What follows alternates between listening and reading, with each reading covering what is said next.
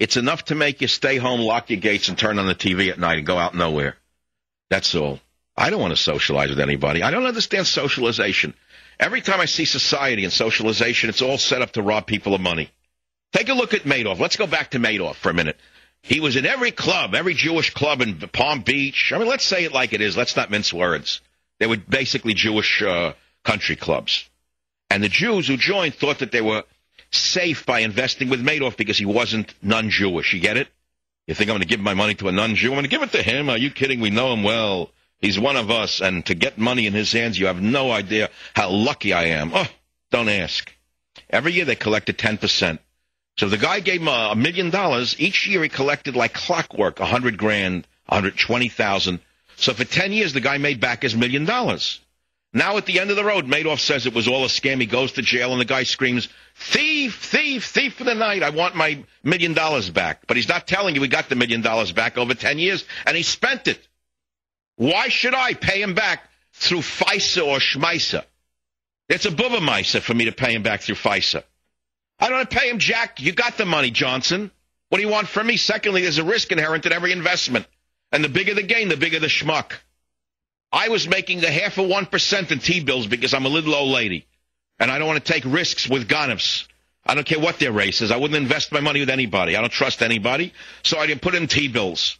I gave it to the biggest con man in the world, Timothy Geithner. And before him, the bigger con man, in my opinion, Paulson.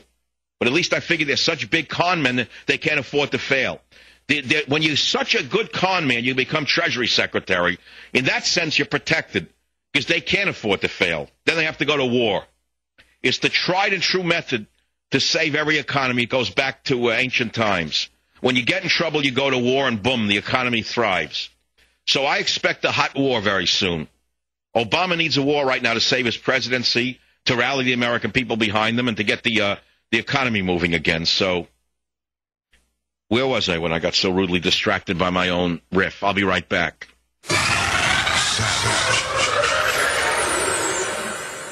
The Savage Nation. Says a lot of things people don't have the boldness to say. Weekday afternoons 3 to 7. Talk 910 KNEW.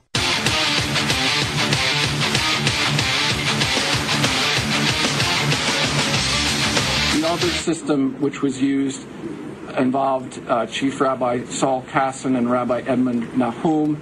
In those instances, the CW would bring a check, similar a bank check. He would provide it to the rabbi. The rabbi would then write a check for a slightly smaller amount, thus retaining the commission, write that check to the entity of the CW's choice, whether it be another charitable organization or individuals or what have you. Uh-huh. There goes the charities. They're going to have to get a job now. Just to lighten it up a bit, I want to read you something about flowers, and I'm going to ask you, whoever figures out what book I'm reading from wins a free copy of my book, Psychological Nudity. I'm testing your literary background here. It's one paragraph. In joy or sadness, flowers are our constant friends. We eat, drink, sing, dance, and flirt with them. We wed and christen with flowers. We dare not die without them. We have worship with the lily. We have meditated with the lotus. We have charged in battle, array with the rose and the chrysanthemum. We have even attempted to speak in the language of flowers. How could we live without them? It frightens one to conceive of a world bereft of their presence. What solace do they not bring to the bedside of the sick? What a light of bliss to the darkness of weary spirits. Their serene tenderness restores to us our waning confidence in the universe, even as the intent gaze of a beautiful child recalls our lost hopes. When we are laid low in the dust, it is they who linger in sorrow over our graves. Who wrote that? Anyone know who wrote this? If you can name the book and the author, you win a free copy of Psychological Nudity. 1-800-449-8255. Let's go to the callers. New York City, WOR. Howard, go ahead, please. Oh, hi, Michael. Michael, I got to tell you, even when I don't agree with you, you're never wrong. Oh, that's very Talmudic. I don't even understand what you said, but I know it's good. Sounds good. I consider myself somewhere between a conservative and Orthodox Jew. I try to follow the Torah. I can tell you that these rabbis, if they're found guilty, are an absolute disgrace. They've got to apologize to every Jew. They've got to apologize to God. Frankly, they should know better and then some. Everything. But what is a chief rabbi of the Syrian Jewish church? Did he mean Syrian Jewish synagogue? I would hope that it's a Syrian church and he's not a rabbi, but whatever it means, I never heard of it. Well, a guy's wearing an arbor compass in the picture, and he's got the yarmulke and the arbor compass in the picture I have. Really a disgrace. It's right in Torah. Everything that they did and then some is prohibited, and they should know it a million times. If there's a sentence, it should be the maximum sentence, and they should be stripped of their rabbinical title. And if there was such... But they're going to go to the same jail, the one that he was supposed to go to up there in Otisville, I think. That's a special country club. Thanks for the call. Otisville is a special. I think they're going to go into? You think they're going to go to a regular jail? Are you kidding? Otisville's they got special meals, the whole thing. That's the place you go to. If you had this kind of crime, you go to Otisville. New York City, Mickey, welcome to the Savage Nation. Go ahead, please. I'm just talking about the book that you read from. I'm thinking it's Healing Children Naturally. Yes, sir. I don't understand. Right? Yeah, go ahead. What's on your mind, Mickey? I was calling about the book that you just read from, the paragraph. Oh, no. That I didn't read it from that. No, thank you. Wrong. I would never read from my own book as a test. Thank you. Thanks for thinking of me. Cheryl in Arkansas, welcome to the Savage Nation.